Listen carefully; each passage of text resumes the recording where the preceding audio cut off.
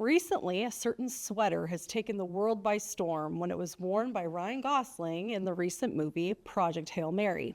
But did you know that that sweater can trace its origins right here to Manitoba? My name is Cortney. I'm your friendly neighborhood collections technician for human history at the Manitoba Museum, and today I'm going to talk to you all about Mary Maxim.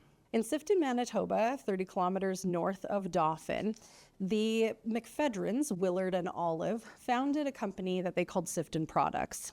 Sifton, Manitoba was already known at the time for its woolen mills and other related products, and they started to sell lots of these things through their company. Willard was an agent for the Canadian National Railway. During a trip to Western Canada, he came across a Cowichan sweater, which was made initially by Coast Salish people in British Columbia, inspired by knitting from Iceland and Scotland and a few other European countries.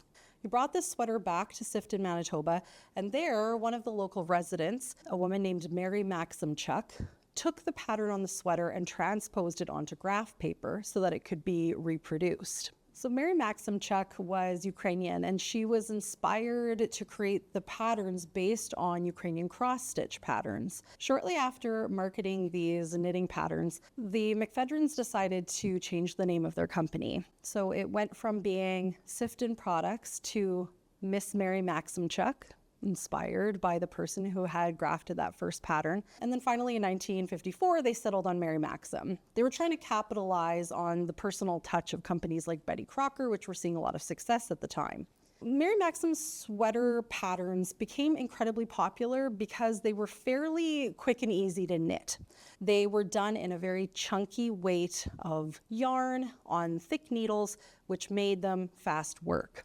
So these two sweaters in front of me here were made using the same pattern. It was called the buffalo pattern, and you can see these very cool bison, both in profile and then their heads. What is really interesting about these Mary Maxim patterns is that they're not prescriptive. So you have the pattern, but you can choose the colorways. So we have two different sweaters made by two different people, and you can see that the choices of colors vary. And this is something that you'll notice over the course of any Mary Maxim sweater you'll see. In fact, the sweater that Ryan Gosling wears in Project Hail Mary was originally based on the wolf pattern, but the colors were updated and changed to more of that rusty red to make it appear like a fox. The business didn't stay in Sifton, Manitoba forever. It did relocate to the larger center of Dauphin. In 1958, the company relocated away from Manitoba entirely, settling in Paris, Ontario.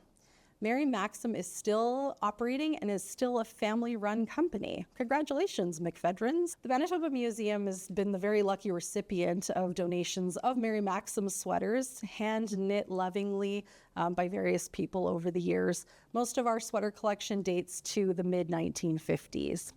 Thank you so much for having a visit with me today and taking a good look at our Mary Maxim sweaters. If you're popping by the museum anytime soon, you can see a whole display with sweaters and patterns in our Parklands gallery.